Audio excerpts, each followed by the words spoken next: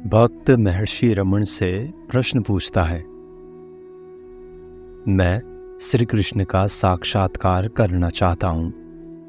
इसके लिए मुझे क्या करना चाहिए? महर्षि,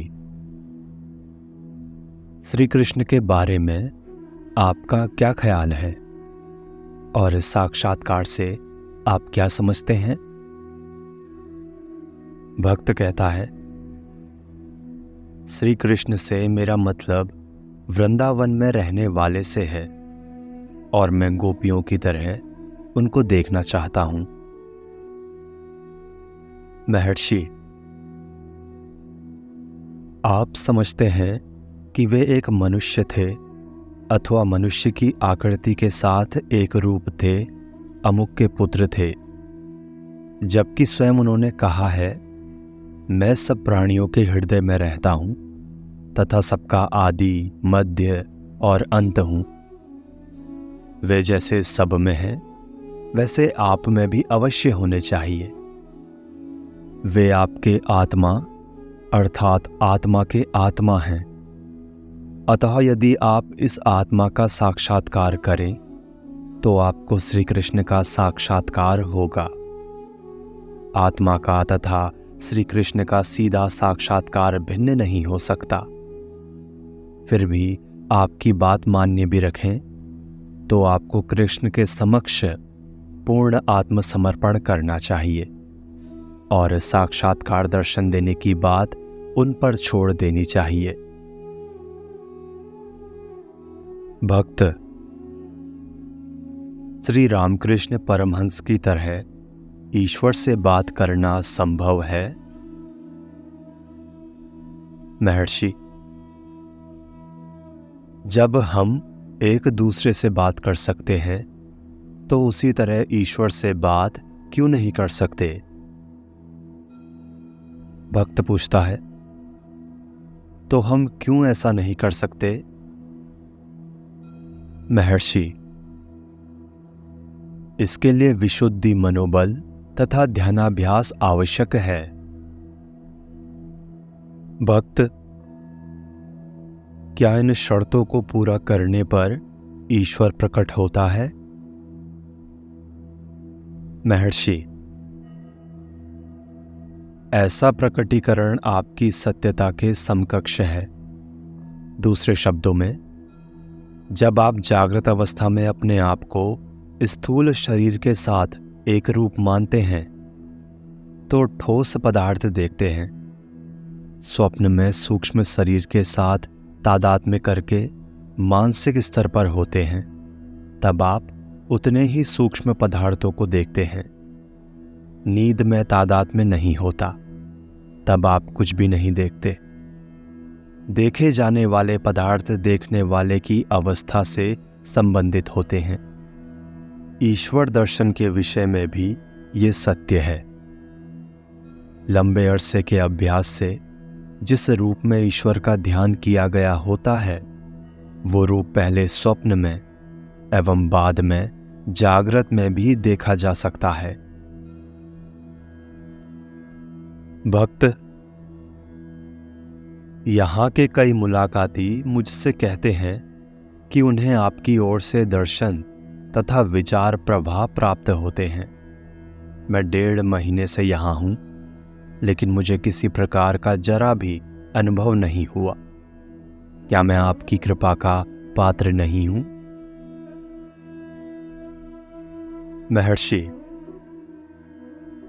दर्शन और विचार प्रवाह साधक के मन की अवस्था अनुसार प्राप्त होते हैं। ये व्यक्ति पर निर्भर है, विश्वव्यापक सत्ता पर नहीं। लेकिन इनका कोई महत्व नहीं। मन की शांति मुख्य बात है। आपके अनुसार साक्षात्कार क्या है?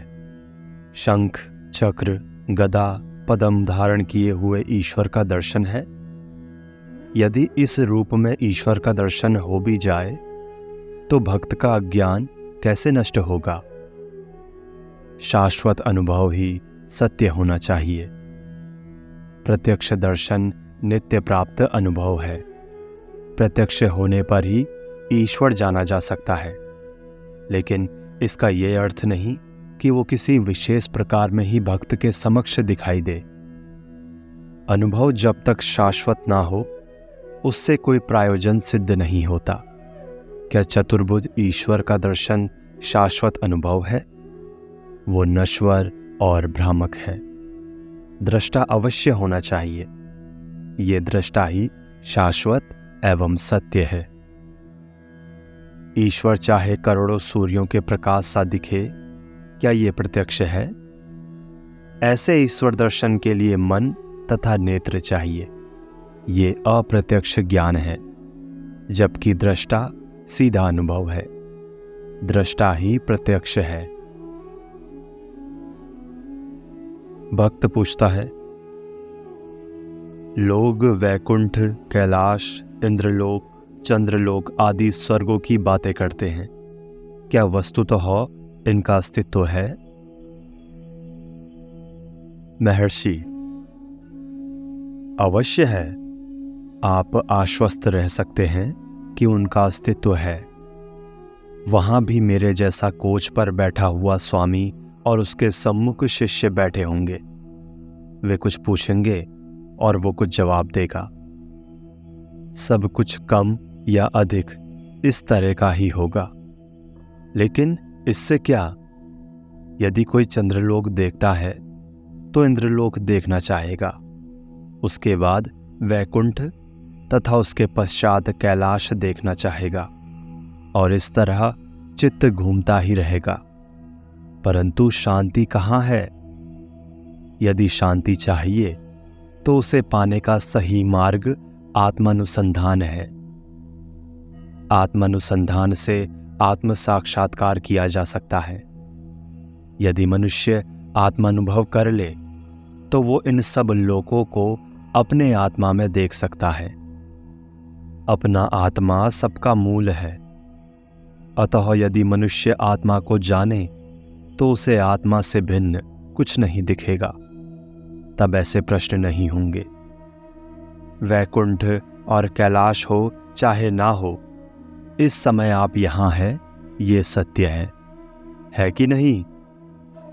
आप यहां कैसे हैं, कहां हैं, इन बातों का निर्णय करने के पश्चात उन सब लोगों के बारे में सोच सकते हैं। भक्त पूछता है,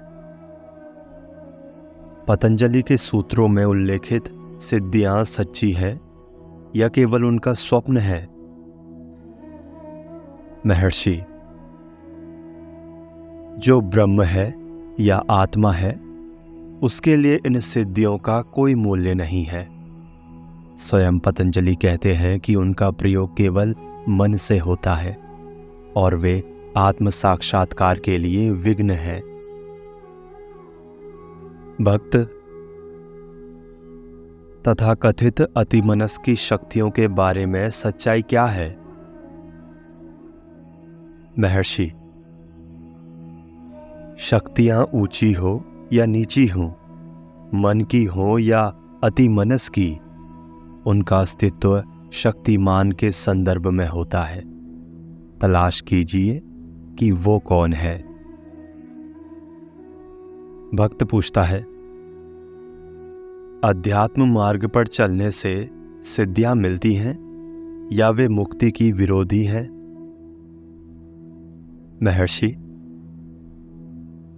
आत्म साक्षात्कार सर्वोच्च सिद्धि है।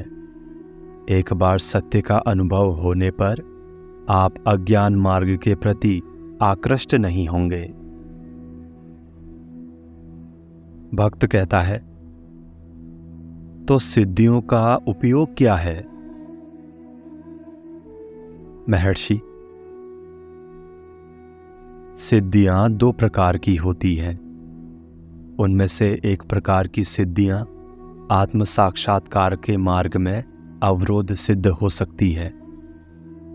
कहा जाता है कि मंत्र से, रहस्यमय शक्ति वाले औषध से, उग्र तप से और विशेष प्रकार की समाधि से सिद्धियां प्राप्त होती हैं, लेकिन वे आत्मज्ञान के साधन नहीं हैं, क्योंकि उनको प्राप्त करके भी आप अज्ञान में डूबे रहते हैं।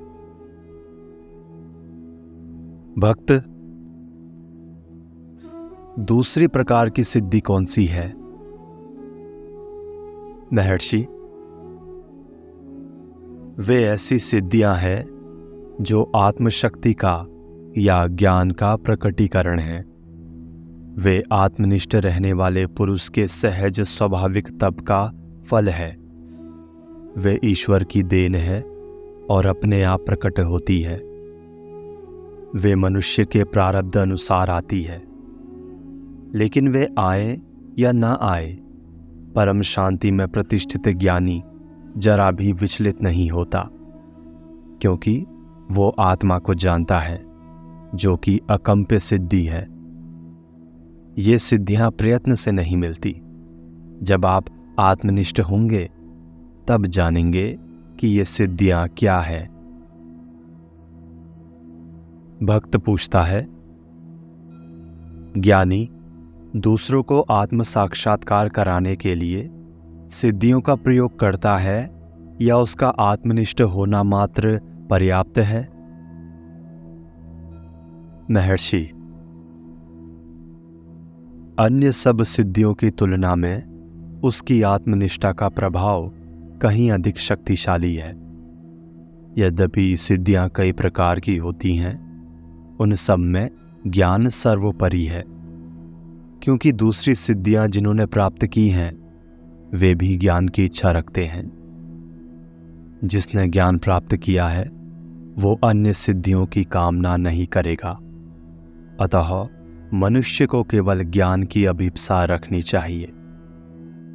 यद्यपि ये सिद्धियां वे जिनके पास नहीं हैं उनको बड़ी आश्चर्यकारक लगती हैं, फिर भी वे अस्थायी हैं। अनित्य की कामना करना निरर्थक है।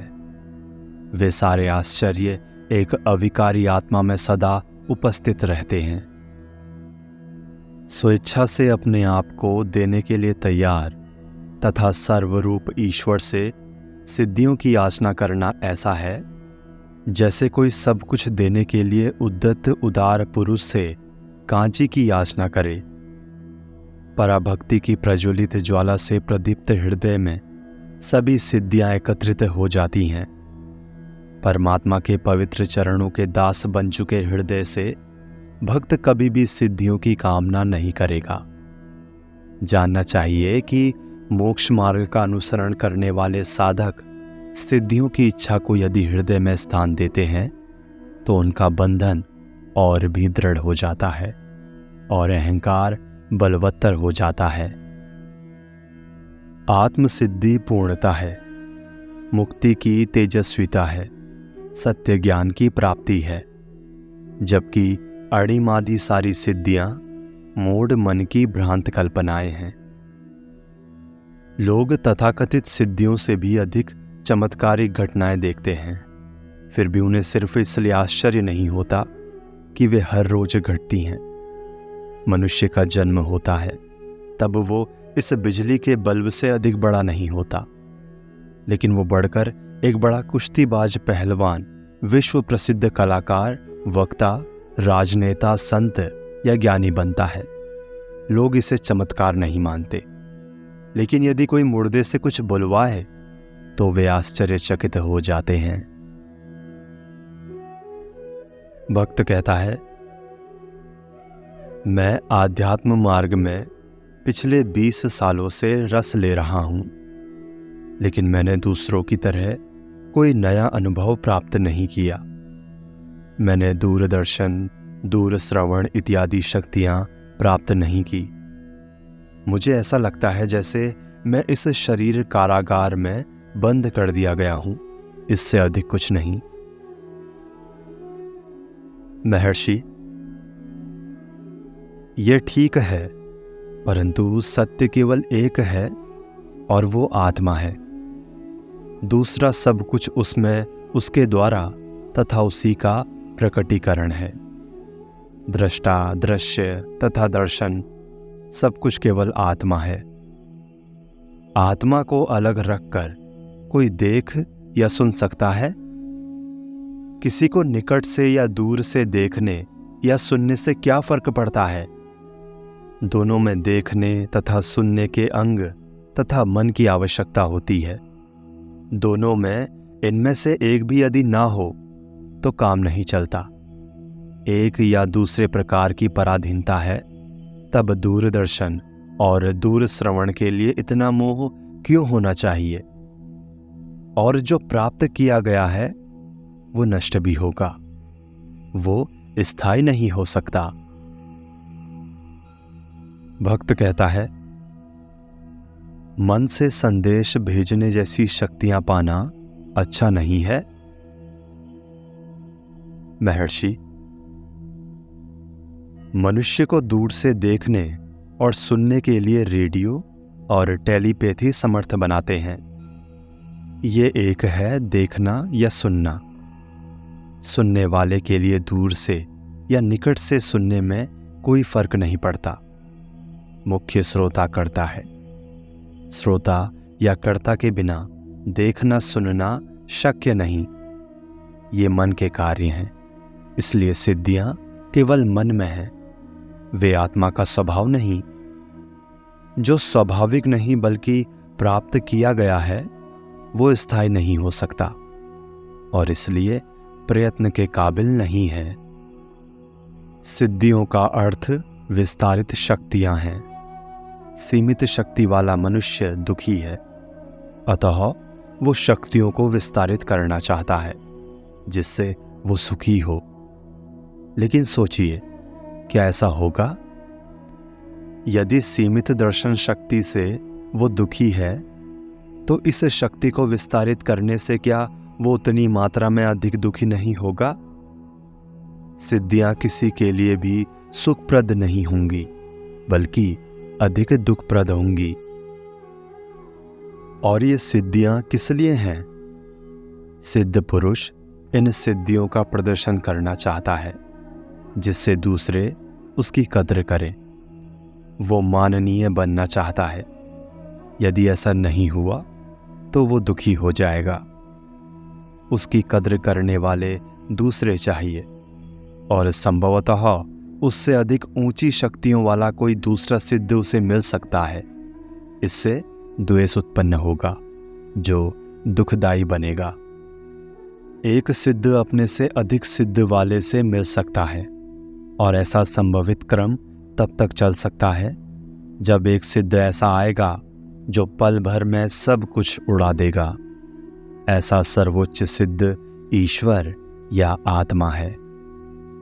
सच्ची सिद्धि कौन सी है? ऐश्वर्य बढ़ना या शांति बढ़ना? जो शांति में परिणत हो वो सर्वोच्च सिद्धि है।